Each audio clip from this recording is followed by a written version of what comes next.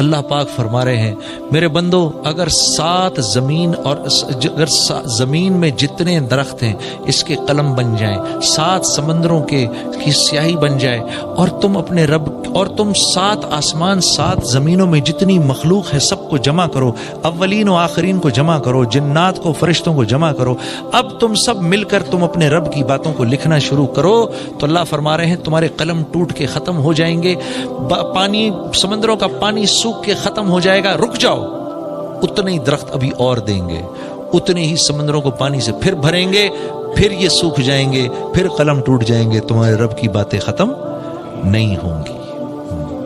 یقین مانو، یقین کرو، حالت نزا پر کافر بھی اس بات کو مانے گا، مسلمان بھی اس بات کو مانے گا، سب مانیں گے اللہ سے ہوتا ہے، ہاں مانیں گے۔ فرعون جیسے انا ربکم الاعلی جس نے اپنے آپ کو بولا انا ربکم الاعلی، میرے سے بڑا رب کوئی نہیں، شیطان اس کے پاس آیا اور کہنے لگا ابے بدبخت، رب ہونے کا دعویٰ تو میں نے نہیں کیا، تو کہاں سے کر بیٹھا؟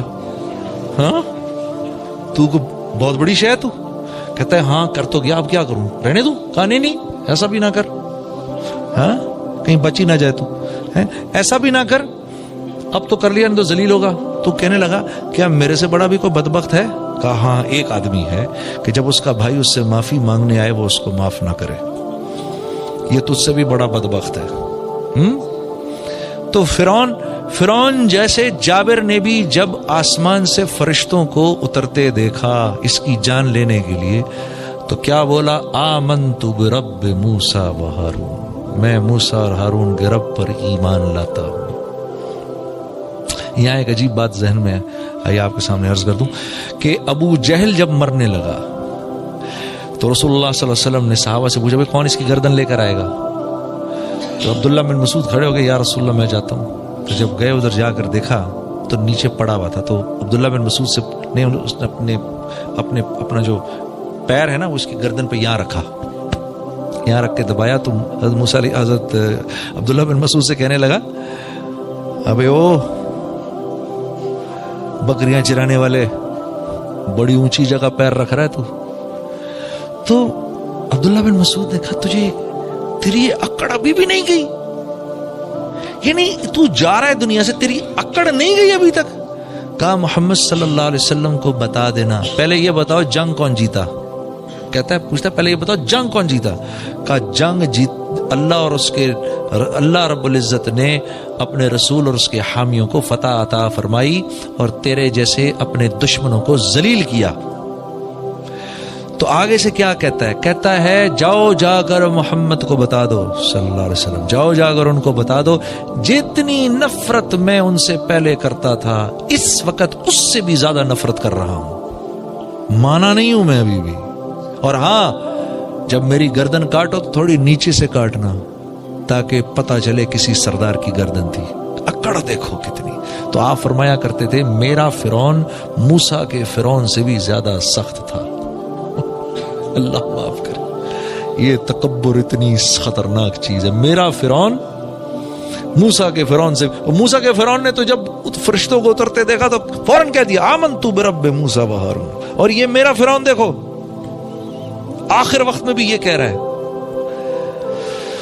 تو میرے دوستو حالت نزا پر تو سب مانیں گے اللہ کو، حالت نزا پر سب مان جائیں گے، ہاں قیامت کے دن کھڑے ہوں گے اللہ کے سامنے، ربنا ابصرنا وسمعنا فرجعنا نعمل صالحا انا موقنون، یا اللہ دیکھ لیا، سن لیا، سمجھ لیا، ایک چانس اور دے دے واپسی کا، اور کوئی چانس نہیں ہے۔ تو یہ اللہ والے آج ہمیں کہتے ہیں اس بات کو پہلے مان لو۔ دیکھو دعوت دو گے تو یقین بدلے گا، یقین بدلے گا تو زندگی میں اعمال آئیں گے، جسم سے اعمال نکلیں گے، اور جب اعمال نکلیں گے تو پھر اللہ کی مدد اترے گی۔ ہاں دیکھو آپ سب لوگ خدا کے لیے نوجوان کتنے بیٹھے ہیں، ہائے ہائے اپنی زندگیوں کی قیمت لگاؤ میرے دوستوں، بے قیمت نہیں اٹھو یہاں سے۔ ہاں ہماری جس مقصد کے لیے اللہ نے بھیجا ہے اس مقصد کو سمجھنے کی کوشش کرو۔ ہم سب کے سب سارے کے سارے عالم کے ذمہ دار ہیں. اس امت کے ایک ایک نوجوان کے اندر، ایک ایک انسان کے اندر ایک نبی کا کام کرنے کی صلاحیت ہے. ہاں، ایک نبی کا کام کرنے کی صلاحیت ایک ایک نوجوان کے اندر ہے. صلاحیت موجود ہے، پھر اللہ کام کیسے لے وہ اللہ پر موقوف ہے، لیکن صلاحیت موجود ہے. میں نے آپ کے سامنے شروع میں عرض کیا تھا. ہاں، عورت کو دیکھو، عورت کیسے، میں نے کہا تھا نا گھر چلاتی ہے. عورت کو دیکھو، واہ واہ سبحان اللہ. وہ ایک آدمی آیا، یا رسول اللہ 3 دن سے بھوکا ہوں. آپ نے فرمایا اچھا. اپنے گھروں میں پتہ کرایا تو 9 گھروں میں کچھ نہیں تھا کھانے کو. صحابہ سے پوچھا بھائی کوئی لے جائے گا میرے مہمان کو گھر؟ ثابت بن قیس رضی اللہ تعالیٰ کھڑے ہو گئے، یا رسول اللہ میں لے جاؤں گا.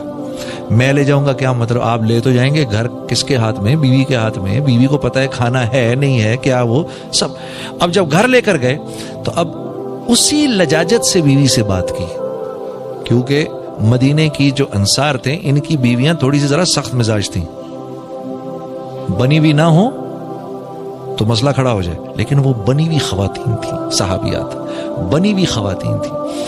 کہا کس کو لائے؟ کہا محمد صلی اللہ علیہ وسلم کا مہمان لایا ہوں. وہ بنی ہوئی تھیں، اہلن و سہلن. اچھا بھوکا ہے 3 دن سے، کچھ کھانے کو ہے؟ کہا کھانے کو تو تھوڑا ہے، اتنا ہی ہے کہ بچوں کو کھلا دوں. اتنا ہی ہے کہ بچوں کو کھلا دو. ہم میں سے تو کیا فرمایا کہ ایسے ہو سکتا ہے کہ ان کو سلا دو، ان کو نہ کھلاؤ، یہ کھانا اس کو دے دو. ہم میں سے کتنے کر سکتے ہیں اس طرح؟ بچے کو بھوکا سلا دے، روتا پیٹتا، کوئی نہیں بیٹا سو جا، اور کھانا لے جا کے مہمان کے سامنے رکھتے ہیں. بنی ہوئی عورتیں. دیکھو عورت کیسے کیسے دین کی دعوت مل رہی ہے اس عورت سے. باپ تو کہہ دیتا ہے، اب وہ اس ماں نے کس دل سے بچوں کو بھوکا سلایا ہوگا. سو جا بچوں، سو جا سو جا سو جا. بنی ہوئی عورت، اس امت کی عورت کیسی داعیہ ہے. کہا ٹھیک، بچوں کو سلا دیا. اچھا جب کھانا لے کر آئیں تو صاحب ابن قیس سے مشورہ کر رہے ہیں بیوی سے، تمہاری کیا رائے، اگر ہم اس کو کھائیں گے تو یہ بھی ہم بھی کھائیں گے تو وہ بیچارہ کیا کھائے گا؟ ہاں تو کیا طے ہوا؟